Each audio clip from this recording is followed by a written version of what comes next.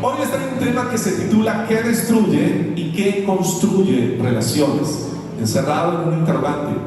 ¿Qué destruye y qué construye relaciones? Y este tema es la culminación de una serie que hemos desarrollado durante todo este mes. Yo creo que es un tema importantísimo que la iglesia necesitaba saber. ¿Por qué? Porque todos fuimos creados para vivir en comunidad. Fuimos programados genéticamente, emocionalmente, espiritualmente. Estamos hechos para vivir juntos. Dios nos hizo con un propósito de relacionarnos mutuamente. Y es a través de la vida, y es a través de cada relación que nosotros somos formados. Porque fuimos formados para una familia, nacimos en una familia. Y por eso Pablo dice en los Romanos capítulo 12 versículo 5: formamos un solo cuerpo en Cristo y cada miembro está unido ¿quién? A todos los demás. Y si usted trajo su Biblia en esta mañana, ¿cuántos trajeron la Biblia? Y a niña que tiene su lado, dígale que trae la Biblia. Cómprese una Biblia bien bonita. Hay que traer agenda. ¿Cuántos trajeron agenda? Traigan su bolígrafo, porque estos temas son muy importantes. Nosotros, gracias a Dios y la gloria sea para el Señor, cada domingo Dios nos inspira para llevarles a ustedes un mensaje práctico que ustedes pueden desarrollar a lo largo de su semana. Entonces, volviendo al tema, Pablo nos está diciendo que tenemos que darnos cuenta de que estamos y necesitamos estar conectados unos a otros. Por eso la persona que usted tiene a derecha e izquierda, Dios la puso allí con un propósito, y ese propósito es que usted relacionalmente pueda conectarse a esa persona. Y cuando usted logra conectarse a través de sus relaciones a la persona que tiene a su lado, usted se está haciendo parte de la familia de Dios. ¿Y cuánto nos alegramos por estar siendo parte de la familia del cielo? ¿Por qué? Porque esas personas que Dios ha puesto a su alrededor necesitan de usted, y usted, aunque no lo crea, necesita de ellas. Todos nos necesitamos. Por eso este mes hablamos cómo manejar la ira, hablamos cómo gestionar conflictos, hablamos de la necesidad de tener un ambiente familiar en armonía. Y yo creo que todos soñamos con esto, de que nuestra casa, no solamente la familia sanguínea, sino la iglesia, sea un ambiente de armonía, libre de conflictos, donde gestionemos la ira, y hoy, como les voy a enseñar, donde podamos construir mejores relaciones. Pero ¿qué sucede? Que en el trabajo de conectarnos unos a otros, hablando en términos de familia o iglesia, esa conexión fácilmente se puede desconectar, valga la redundancia. ¿Cuántos dicen amén y están de acuerdo con esto? Esto significa que es muy fácil desconectarlo de nuestros padres, de nuestros hermanos, de la iglesia, de tu grupo pequeño, de tu esposa o esposa. Y hoy quiero que veamos las causas por las cuales existe esa desconexión. ¿Por qué se rompen las relaciones? ¿Por qué muchas veces lo que debería mejorar en mi matrimonio, en la iglesia o en mi familia sanguínea, en vez de crecer, va empeorando? ¿Por qué necesitamos construir nuevas relaciones? Y cómo a través de la Biblia en esta manera vamos a entender y nos va a dar herramientas de cómo generar esa conexión constante, de tal forma que nosotros podamos ver una diferencia en un antes y en un después en esa conexión unos a otros. Pero para que eso suceda, por eso Dios deja dos herramientas posibles, y ustedes las conocen. Número uno, se llama la iglesia. La iglesia es un lugar que Dios ha dispuesto para que, si hay relaciones rotas familiares o matrimoniales, la iglesia como el instrumento de Dios, nosotros podamos reconectar esas partes que están desconectadas en nuestra relación. Y número dos, diga conmigo, los grupos pequeños. ¿Cuántos están conmigo en esta mañana? Número dos, ¿cuál es?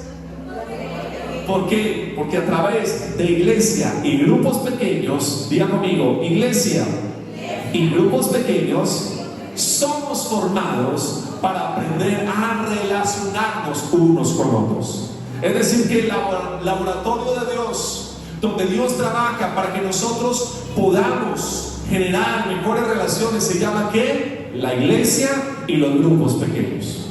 Desafortunadamente, el método de enseñanza que nuestro país tiene, incluso la gran mayoría de países en el mundo, no se aborda de forma saludable la necesidad de tener buenas relaciones. En los colegios lamentablemente no se enseña, en las universidades tampoco se hace, y muchos fueron formados en sus relaciones en la calle.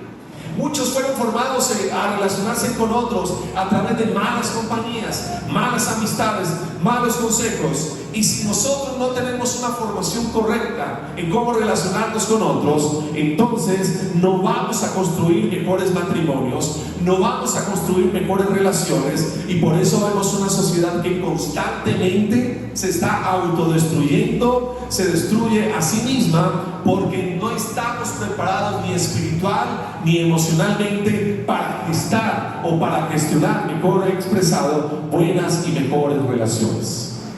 Por ello es un privilegio que hoy estemos aquí en este lugar. ¿Y cuál es ese privilegio? Que al estar en la iglesia que es de Dios, en este lugar, Dios me forma, Dios me prepara, Dios me pule y Dios me hace mejor. Repita conmigo, para que mi matrimonio y mi familia puedan funcionar. ¿Alguien diga amén a eso? ¿Alguien diga amén a eso? ¿Cuántos quieren mejores relaciones? ¿Y cuántos anhelamos mejores matrimonios? Amén. Entonces, la Biblia habla de 4 elementos que vamos a abordar rápidamente en esta mañana que destruyen las relaciones. Hay 4 cosas que dañan las relaciones, pero al mismo tiempo, en este diagnóstico emocional espiritual que la Biblia nos da, también nos va a dar 4 soluciones que nos van a ayudar a contrarrestar estas 4 cosas que destruyen relaciones. Y la primera de ellas se llama, diga conmigo, el egoísmo. ¿Qué hace el egoísmo? El egoísmo destruye relaciones. Es el enemigo número 1 en las relaciones familiares, matrimoniales y de iglesia. ¿Por qué? Porque la mayor causa de los conflictos, la número 1 en las discusiones, en las relaciones, es precisamente el egoísmo. Del egoísmo nacen las guerras. Y como estamos abordando el libro de Santiago, Santiago 4, versículos 1 y 2 dice: ¿de dónde surgen las guerras y los conflictos entre ustedes? ¿No es precisamente de las pasiones que luchan dentro de ustedes mismos? Desean algo, ¿y qué pasa? Y no lo consiguen. Es decir, el egoísmo socava las relaciones, y cuando nosotros empezamos una relación, tarde o temprano, lamentablemente, el egoísmo empieza a dañar esa relación y a erosionar ese matrimonio. Voy a ponerles un ejemplo. Cuando usted se enamoró, levanten la mano los hombres de esta iglesia que están en una relación, amén. ¿Cómo enamoró usted de su esposa? ¿Qué hicimos? Dimos lo mejor. Por ejemplo, hace días hablaba con alguien de este lugar, Nicolás, y él nos contaba cómo enamoró a María. Ahí donde usted ve a Nicolás, eso es un Don Juan. Y Nicolás hizo hasta lo imposible por enamorar a María, le invitaba a salir, fue generoso, fue detallista. Y en ese ejemplo que he puesto a Nicolás, lo que levantamos la mano en esta mañana, hicimos exactamente lo mismo. Yo escucho hablar a Mario cuando habla de luz, él se desvive por luz y nos habla y nos cuenta sus historias, y eso ocurre porque cuando a nosotros nos interesa alguien, ¿qué hacemos? Damos lo mejor. Rosendo igual, y todos los que están aquí hemos dado lo mejor. Pero ¿qué pasa con esa relación de pareja después de que usted consiguió a su esposa o a su esposo? Que con el paso del tiempo, ese acto generoso de darnos a otros se empieza a reducir, y lo que ocurre es que empezamos a centrarnos en nosotros mismos. ¿Por qué? Porque hay algo dentro de nosotros que está dañado, hay algo dentro del ser humano que no funciona bien, y la Biblia lo cataloga y lo llama pecado, y el pecado produce en nosotros el egoísmo. Entonces dejamos de centrarnos en nuestra pareja y empezamos a centrarnos en nosotros mismos, y ese cariño y amor que expresamos al principio disminuye porque el egoísmo erosiona esa relación. ¿Cuántos me siguen? Díganme amén. ¿Por qué? Porque es natural. Porque la naturaleza humana es que seamos egoístas. Porque nosotros, la mayor parte del tiempo, y seamos honestos en esta mañana, no pensamos en las necesidades de otra persona. Sea honesto, usted no piensa todo el tiempo en las necesidades de su esposa, de su esposo, de sus hijos, de su iglesia, de su familia. Esta naturaleza interna que llevamos nos lleva a interesarnos en nosotros mismos. y que vemos nuestras heridas, el cómo me siento, el daño que me han generado, porque el egoísmo por naturaleza es egoísta, y el egoísmo nos va a llevar a centrar y a demandar toda la atención no en las personas que están a nuestro alrededor, sino en nosotros mismos. ¿Sabe usted por qué hay maldad en el mundo? ¿No se ha encontrado alguna vez que alguien le pregunta a usted por qué Dios, si Dios es bueno, permite la maldad? Y esa pregunta, que hay veces parece compleja, tiene una respuesta sencilla, y es que hay maldad en el mundo porque somos como egoístas. ¿Dónde nacen los conflictos? Dice Santiago. ¿Dónde nacen las guerras? ¿Dónde nacen las discusiones? ¿Dónde nace el dolor que gestamos en otras personas? Cuando somos como egoístas. Ahora, la pregunta importante es, o debería ser, ¿por qué hay bien en el mundo? Y el bien en el mundo existe por una sola razón, y esa razón es ¿cuál? Dios. ¿Cuántos dicen amén a eso? Hay bondad en el mundo porque Dios existe. Hay cosas buenas en el mundo porque Dios vive. Alguien diga amén a eso. Y esa realidad de saber de que hay maldad y hay bien en el mundo me tiene que llevar a entender en esta mañana que por mi propia fuerza y por mi propia naturaleza voy a ser egoísta. Por esa razón necesitamos a Dios. Por esa razón usted necesita al Espíritu Santo. Por esa razón, porque por naturaleza, a causa del pecado, somos así. Necesitamos esforzarnos cada día en saber y en entender que por naturaleza soy egoísta, pero cuando vengo a Jesús y Jesús vive dentro de mí, porque lo invitamos a vivir en nuestro corazón, Él va a empezar a cambiar esa naturaleza y ayudarnos a ser conscientes de que la única forma en que podemos cambiar es estar en relación al Creador. ¿Alguien dice amén a eso en esta mañana? Entonces dice Salomón en Proverbios 28:25, el que es ambicioso, la ambición ¿de dónde nace? Del egoísmo y del corazón del hombre que está en pecado. ¿Qué provoca? ¿Qué provoca? Peleas, conflictos. ¿Por qué? Porque el egoísmo, diga conmigo, destruye relaciones. Pero entonces, ¿cómo podemos nosotros contrarrestar el problema de vivir centrados en nosotros mismos? ¿Cómo puedo yo mejorar mi matrimonio? Porque si usted es consciente en esta mañana y hace un diagnóstico de cada pelea o conflicto que ha tenido dentro de su relación matrimonial, yo creo que usted llegaría a la misma conclusión que yo, y es que nos centramos en nuestro propio dolor, nuestras propias heridas, nuestros propios intereses, nuestras propias demandas, y esa forma de pensar o sentir solo puede ser solucionada de una manera, y la solución es la generosidad. ¿Qué hace la generosidad? Y está aquí en pantallas. Construye relaciones. ¿Qué significa ser generoso? Significa que empiezo a pensar de forma consciente en que tengo que centrarme menos en mí y centrarme más en las personas que Dios puso en mi camino. Significa que pienso menos en mí y empiezo a ver las necesidades de otras personas. Eso significa que dejo de ser el centro del universo y me convierto en una persona que está dispuesta a atender las necesidades espirituales, emocionales y físicas de las personas que Dios puso en mi camino. Filipenses 2:4 dice: cada uno debe de velar no solo por sus propios intereses, dice Pablo, sino también ¿por quién? Por los intereses de los demás. Si queremos ser generosos, entonces necesito dejar de centrarme en mí mismo, porque la generosidad, a diferencia del egoísmo, construye relaciones. Ahora, la generosidad es algo que no ocurre de forma natural, porque lo que ocurre de forma natural es que yo sea egoísta. La generosidad es algo que empezamos a construir, a desarrollar.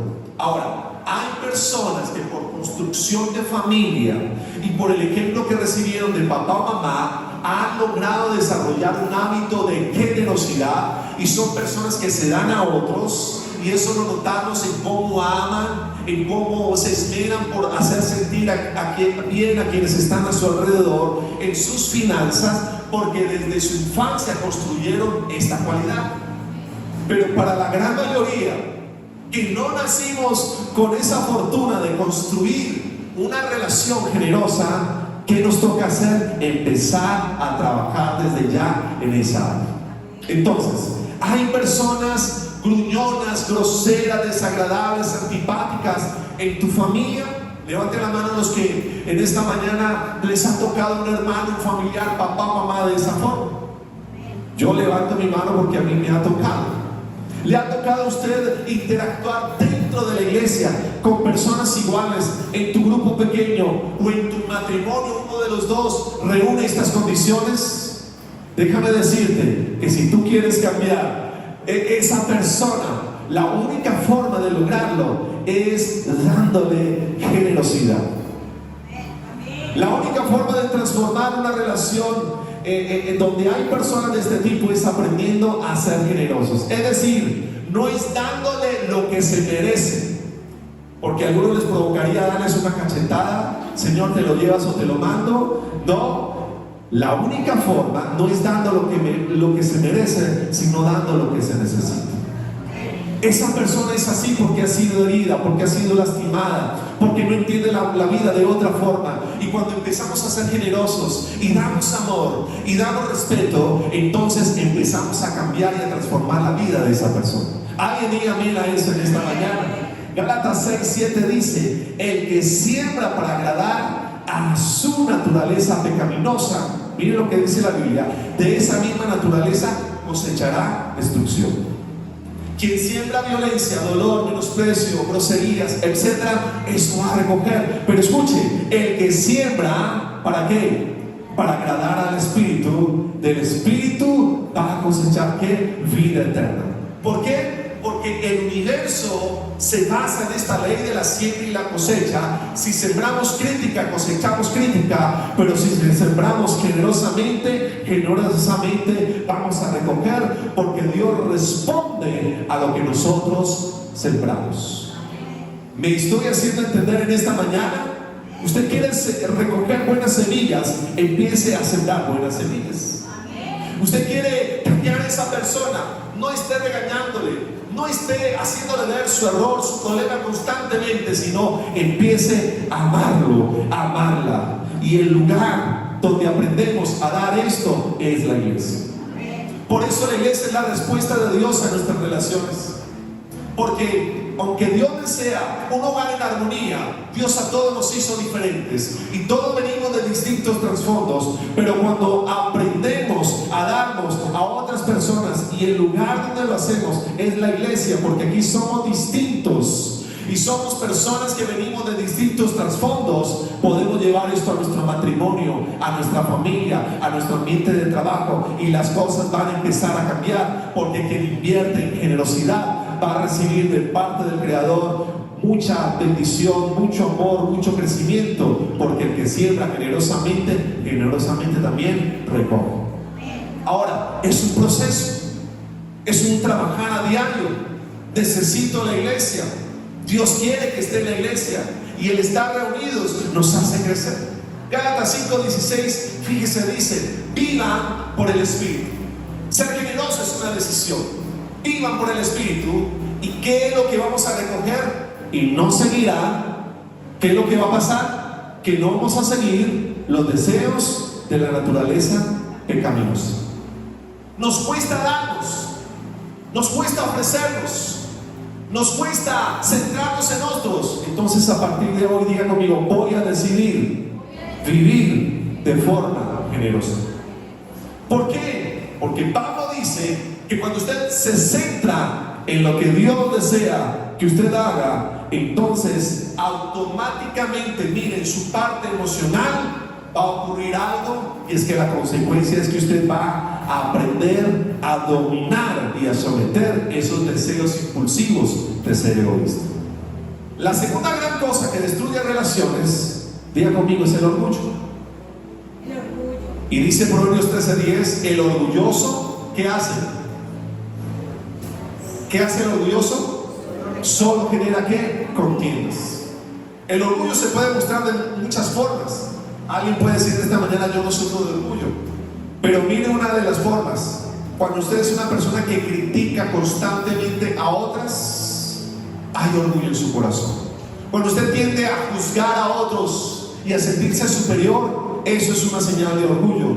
Cuando usted es religioso y juzga moralmente a otros, ¿por qué? Porque el que juzga a otros moralmente se cree perfecto, hay allí un indicativo de orgullo. Cuando usted es perfeccionista, hay orgullo. Cuando usted tiende a ser competitivo, hay orgullo. Cuando usted es terco y usted es incapaz de pedir perdón, hay orgullo. Cuando se es superficial y usted no quiere que nadie se le acerque y mantiene una distancia relacional con otros, hay orgullo.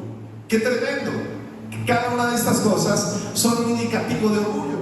Proverbios 16:18 dice: el orgulloso y al arrogante, al fin de cuentas, ¿qué le va a pasar? Entonces, al que critica, al que juzga, al que es religioso, al que toma distancia social, a la persona que compite constantemente, al perfeccionista, porque todo esto es un indicativo de que hay que orgullo en el corazón. ¿Qué es lo que va a ocurrir al final? Que va a fracasar. Y ese mismo en el versículo, en la Nueva Versión Internacional, ese mismo texto dice: al orgulloso le sigue la destrucción, la altanería y el fracaso. Entonces, ¿por qué se destruyen las relaciones? Porque el orgullo va a producir todas y cada una de estas cosas, y al final va a ser ¿cuál? El fracaso. Pero ¿cuál es el antídoto? Dice la Biblia que el antídoto es, diga conmigo fuerte, la humildad. ¿Qué construye relaciones? La humildad. Y en 1 de Pedro capítulo 3 versículo 8, la Biblia dice lo siguiente: vivan en armonía los unos con los otros, compartan ¿qué? Penas, alegrías, practiquen el amor fraternal y sean compasivos y humildes. Entonces, para ser libres del orgullo que va a destruir mi relación, porque el orgulloso no admite errores, no admite que hay que cambiar, tengo que adoptar una actitud espiritual que la Biblia llama la humildad. Ahora, no va a ser fácil, porque como venimos estudiando y la misma Biblia nos enseña, hay una batalla interna en nosotros. Pablo lo decía: quiero hacer lo bueno, pero no lo consigo. Me gustaría cambiar, pero no lo logro. Y esa conclusión a la cual llega Pablo, esa forma filosófica de pensar, lo que nos está diciendo es que humanamente seremos incapaces de cambiar, porque esa lucha interna que existe en cada ser humano, que se llama el pecado y hacer lo bueno, si usted lo hace en sus fuerzas, va a fracasar. Pero ¿qué ocurre? Que cuando usted le permite, una vez más repito, al Espíritu Santo tomar el control de nuestros pensamientos, de nuestras emociones, de nuestras actitudes y de nuestras reacciones, lo que va a ocurrir es que lo que no se podía cambiar humanamente empieza a ser transformado, porque la actitud que hubo en Cristo Jesús cuando le abrimos nuestro corazón empieza a desarrollarse dentro de nosotros. Pablo dice en Efesios 4:23: ustedes deben de cambiar completamente su manera de pensar. Versículo que hemos usado muchas veces. Es una decisión. Yo decido cambiar. Ahora, no en mis fuerzas, sino en el poder del Espíritu Santo. Toma una decisión de cambio. Es lo que Pablo dice: cambien completamente su manera de pensar y ser honestos. ¿Y qué más? Y santos de verdad. ¿Cómo corresponde a personas que Dios ha vuelto a crear para ser como Él? Ahora, si usted lo recuerda, yo les enseñé que mi cerebro se divide en dos partes. Hay una parte consciente, ¿lo recuerdan? Que es donde se ordenan los pensamientos, las ideas, donde tomamos decisiones. Pero hay una parte de mi cerebro que actúa de forma, ¿cómo? Ayúdeme. Inconsciente, emocional, reactiva. Y la parte que el Espíritu Santo quiere controlar, ¿cuál es? Esa parte de mi cerebro que reacciona instintivamente. Ahora, ¿cómo logramos eso? Pues les explicaba: cuando llevamos de forma consciente mi mente, pensamientos, reacciones al control ¿de quién? Del Espíritu Santo. ¿Alguien dice amén a eso? ¿Alguien dice amén a eso? Entonces, si usted se rodea de personas que luchan con el enojo, de personas que no están tomando en control el orgullo, su propio egoísmo, adivina de qué nos vamos a contagiar.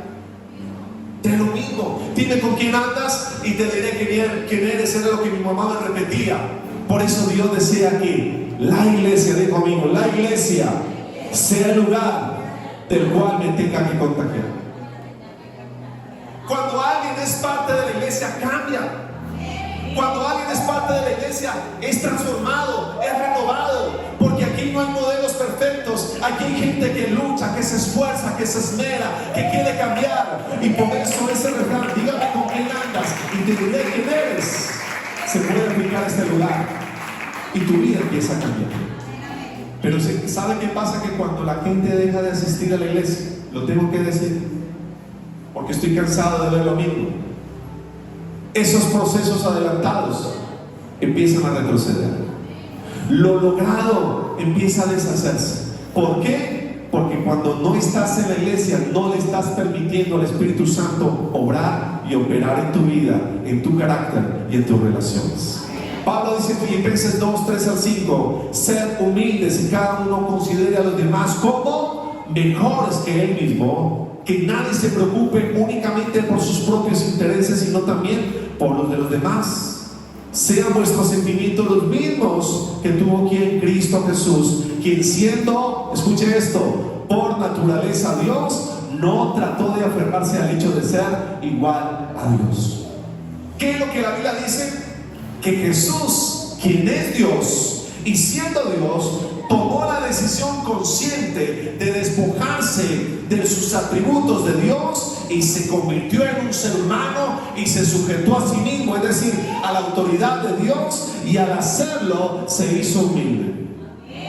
Y si Jesús en la naturaleza de ser hombre 100% logró contrarrestar cada una de estas cosas y desarrollar una actitud de humildad, usted también lo puede lograr en esta mañana. Usted puede cambiar, usted puede dejar la terquedad, la crítica, la religiosidad, porque si el Espíritu de Cristo Jesús vive en usted y vive en mí, lo vamos a poder conseguir.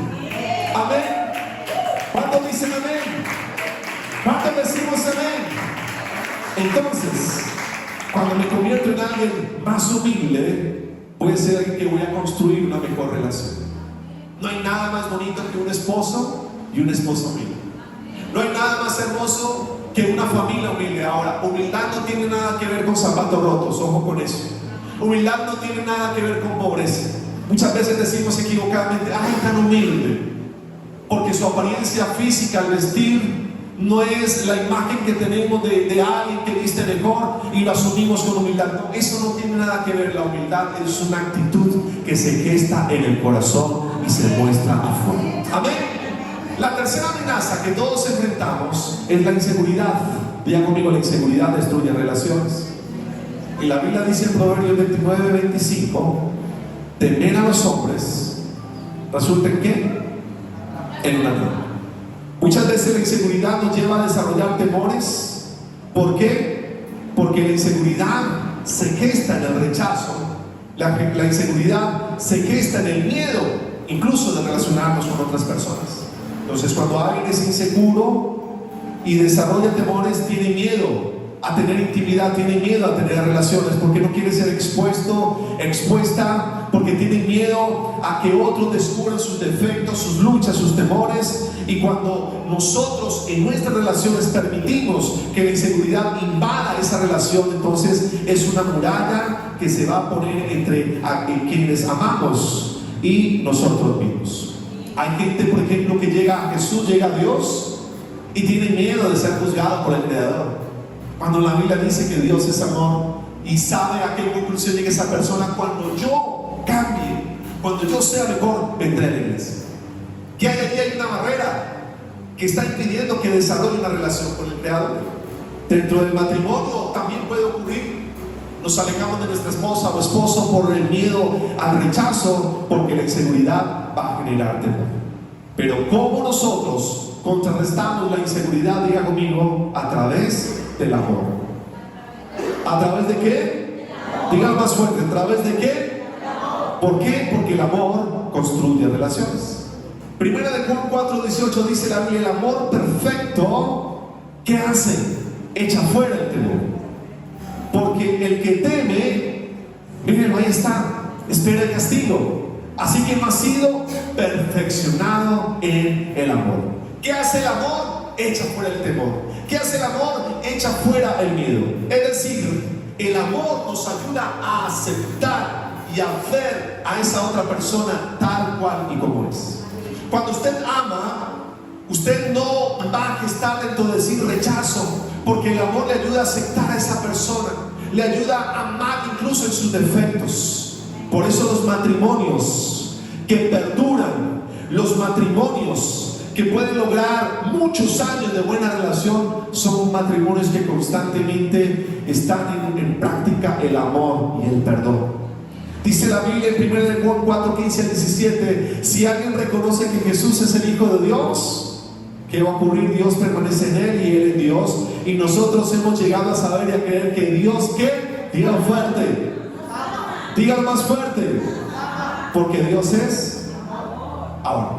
¿Por qué está este texto aquí? Porque cuando usted llegó a Jesús, levante la mano cuando llegaron perfectos. Cuando llegaron completos, cuando llegaron diciendo: Dios, no hay nada que tú puedas hacer por mí porque ya todo está hecho, ¿cierto que no? Llegamos destruidos, llegamos heridos. Cuando llegamos a Jesús entendimos que había algo malo dentro de nosotros. Llegamos a lo mejor siendo personas que causaron daños a otros. ¿Y qué hizo el amor de Dios? Nos sanó, nos curó, nos aceptó, porque el amor de Dios cubre multitud de pecados, cubre multitud de defectos. El amor de Dios hizo posible que fuéramos vistos delante del Padre perfectos. Amén a eso. Entonces, de la manera en cómo hemos sido amados, ¿qué espera Dios que hagamos? Que amemos a otras personas.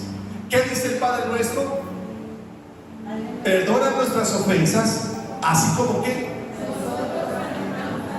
Ahora, ¿hace usted eso? Se lo voy a preguntar de otra forma. ¿Cuánto le perdonó Dios a usted? ¿Cuánto le pasó Dios por alto a usted? ¿Cuántos errores, fracasos, pecados, groseros has cometido a día de hoy? Muchos. Se lo voy a poner de otra manera. ¿Cuántos pecados cree que usted va a cometer de ahora en adelante? ¿En cuántos errores vas a entrar?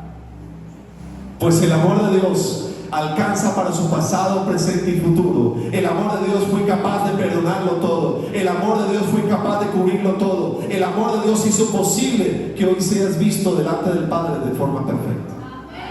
Entonces, ¿quieres construir una mejor relación? A partir de hoy día conmigo voy a amar y voy a pasar por alto defectos, errores, porque cuando amamos como Dios nos ama, entonces vamos a poder dar ese mismo amor.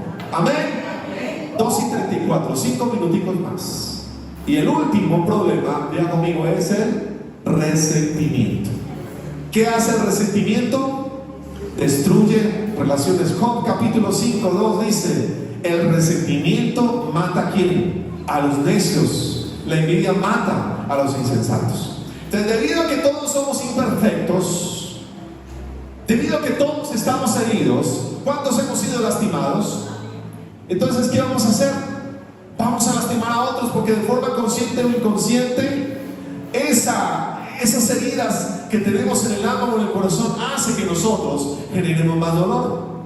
Entonces la Biblia dice que cuando nosotros generamos dolor en otras personas, ese dolor va a provocar odios, esos odios van a provocar iras, y el resultado del odio, del rencor y de las iras que no han sido puestas al control del Espíritu Santo hace que se genere algo que se llama resentimiento.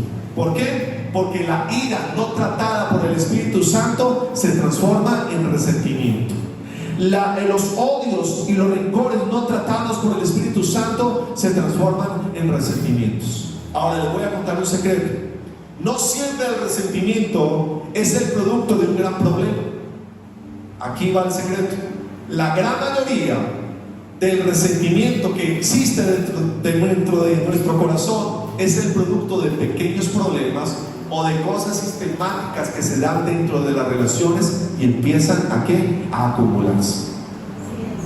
Cuando enfrentamos a un ser querido que no trata su carácter y nosotros no llevamos al Espíritu Santo a la cruz el daño o el dolor que causa esa persona dentro de nosotros, la acumulación de cada una de estas cosas empieza a generar resentimiento. Por eso el resentimiento no funciona. El resentimiento lastima y lastima a otros. Las personas resentidas se alejan. El resentimiento hace que perdamos la conciencia. El resentimiento hace que usted no actúe de forma consciente, sino con sus instintos. Y por eso la persona resentida es una persona contestataria, es una persona grosera, es una persona que habla con sarcasmos. La persona resentida es una persona herida que no permite que el Espíritu Santo allí pueda obrar. Dice el Salmo 73: yo estuve lleno de amargura y mi corazón sentía dolor porque era un necio. ¿Qué produjo el resentimiento en el salmista? Inconsciencia. Y es por eso que la persona resentida hiere, lastima y es reaccionaria. Hebreos 12:15 dice: no dejen que nadie se aleje del amor de Dios y tampoco permitan que nadie cause problemas en el grupo, porque eso les haría daño. Sería como una planta amarga, porque el resentimiento envenena. Entonces, ¿cuál es el antídoto? Diga conmigo: el perdón. ¿Cuál es el antídoto? ¿Por qué? Y dígalo fuerte: porque el perdón construye relaciones. Entonces, yo me decía ahora, ¿cuántos deseamos un matrimonio a largo plazo que dure toda la vida? ¿Cuántos anhelan un matrimonio que dure toda la vida? Uy, me estaba preocupando. Amén. Las solteras, los solteros, ¿cuántos desean un matrimonio que dure toda la vida? Entonces, voltéense los casados, díganle a su esposa o a su esposo: necesitamos, díganle por favor, dosis masivas de perdón. ¿Cuántos deseamos construir una iglesia fuerte y sana relacionalmente? Necesitamos perdón. ¿Cuántos necesitamos grupos pequeños que impacten y mejoren nuestros barrios? Diga conmigo: necesitamos dosis masivas de perdón. Ahora, ¿dónde está eso en la Biblia? Colosenses 3:13 dice: de modo que se toleren unos a otros. Y léalo conmigo: y se perdonen, porque si alguno tiene queja contra el otro, así como que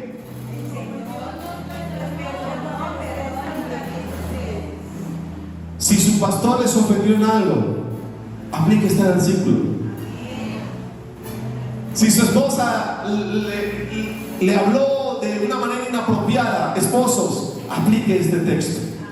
Esposa, si su esposo no es ese hombre que usted ha soñado, aplique este versículo. ¿Por qué? Porque si nosotros no perdonamos, la ausencia de perdón es el resentimiento. Y como venimos diciendo, el resentimiento no funciona, nos hace miserables, hace que nos aferremos al rencor, a la ira, al resentimiento, porque como venimos diciendo, el resentimiento impide que veamos el perdón de Dios, el resentimiento impide que veamos el perdón, pero el perdón que hace que nosotros pasemos por alto la ofensa. Tito 3:3 dice: vivíamos, en la malicia y en la envidia, éramos detestables y nos odiamos unos a otros, pero ¿cuál es nuestra realidad presente? Diga conmigo: Él nos salvó, y no por nuestras propias obras de justicia, sino por su misericordia. Nos salvó mediante el lavamiento de la regeneración y de la renovación por el Espíritu Santo. Así lo hizo para que, justificados por su gracia, llegáramos a ser herederos que abrigan la esperanza. Entonces, ¿qué hizo el perdón? El perdón nos dio la vida eterna. El perdón nos dio una relación con el Creador, y por eso es que el perdón tiene que estar presente en nuestras relaciones. Póngase de pie en esta mañana.